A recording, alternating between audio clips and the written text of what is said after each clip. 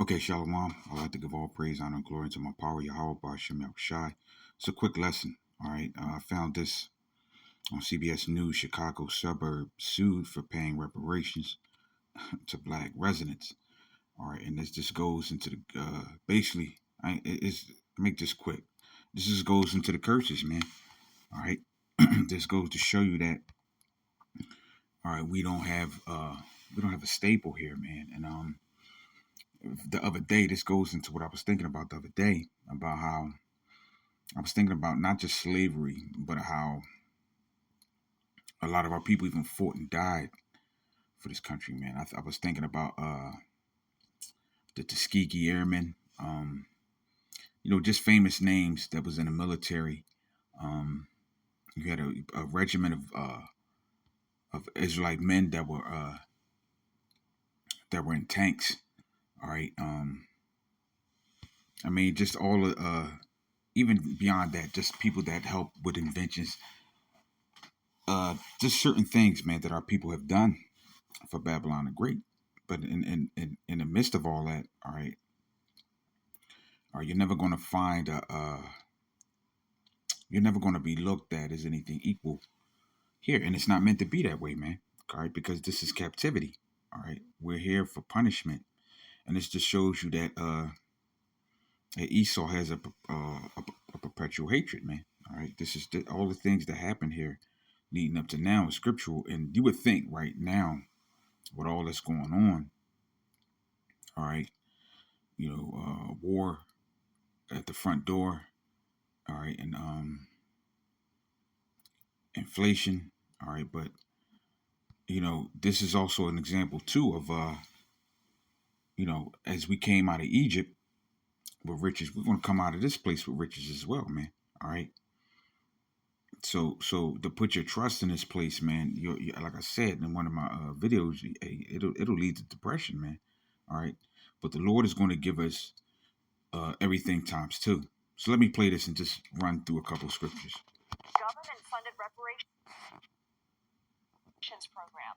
But a conservative group has filed a class action lawsuit claiming the program discriminates against non-black residents. For more on this, let's bring in Emmanuel Felton. He's a race and ethnicity reporter for the Washington Post who has been covering this story. What are the grounds for this lawsuit? Yeah, so the conservative group Judicial Watch argues that this program discriminates against non-black residents of Evanston. So under Evanston's reparations program, if either you lived in the city between 1919 and 1969, or you're the descendant of someone who did, and you're black, you qualify for reparations, because the argument is, during those 50 years, Evanston instituted a bunch of racist, segregationist housing policies that deprive wealth from the black residents of town. So they're saying, this is our effort to rebuild the wealth that we deprived from you.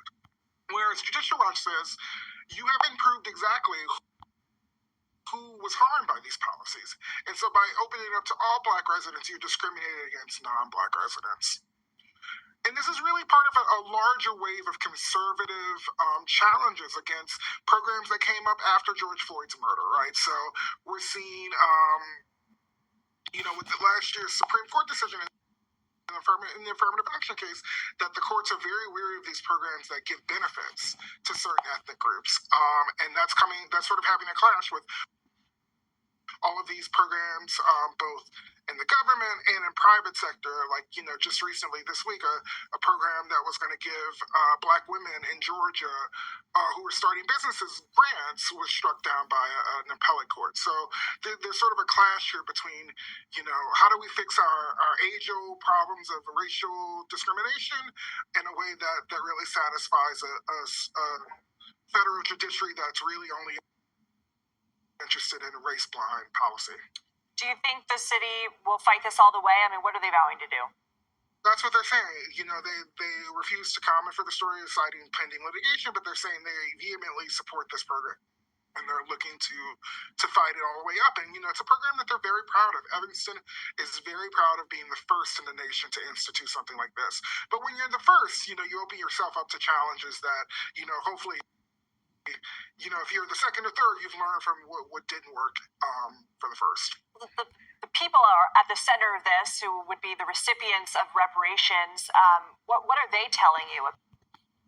about this legal fight? Yeah, well, it's already happened. So Evanston's already paid nearly 200 people $25,000 each. So this is something that is already changing lives in Evanston. The question is, for all the people who were, so essentially how it worked is they pulled like bingo balls. And so if you were later in the poll, you were later in the wait list. So there's still hundreds of people on this wait list. And the question is, what it will mean for them. It's already changed, from the people I've talked to.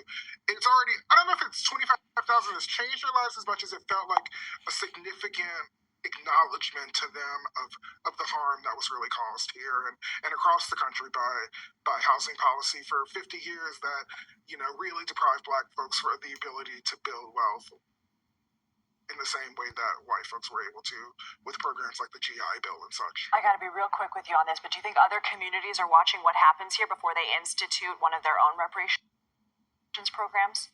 Absolutely. This is something that it's already happening across the country. There are already people trying to institute these programs, and they're going to look to Evanston to see, well, here, what will the courts say here? I mean, we know in California, they tried to craft the class as they discussed the reparations program that wasn't necessarily race-based, but based on the fact that you were the descendant of a slave or a person who was enslaved in the United States. And so maybe the court will be more friendly on something like that. We just don't know yet.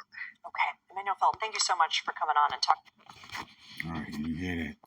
All right, and this is just going to escalate more anger, of course, in this place. But you see that that perpetual hatred is always there, man. All right, from Esau. As a matter of fact, let's go there.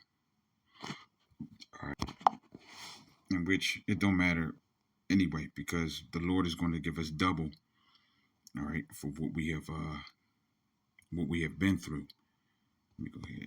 This is the book of Ezekiel, chapter 35, and verse 1. Moreover, the word of the Lord came unto me, saying, Son of man, set thy face against Mount Seir, and prophesy against it, and say unto it, Thus saith the Lord thy power, Behold, O Mount Seir, I am against thee, and I will stretch out my hand against thee, and I will make thee most desolate. All right, we're in the beginning of that. All right. Of course, this happened to Mount Seir, but there's nothing new under the sun. All right, and Seir, all those names like we use Babylon. All right, they're talking about Babylon the Great. All right, I will lay the cities waste, and thou shalt be desolate, and thou shalt know that I am the Lord. All right, because thou hast had a perpetual hatred and hast shed blood of the children of Israel by the force of the sword in the time of their calamity, in the time, all right, that their iniquity had an end. All right, and even now, all right, you're going to see that now. All right, because this devil's going to come down with great wrath.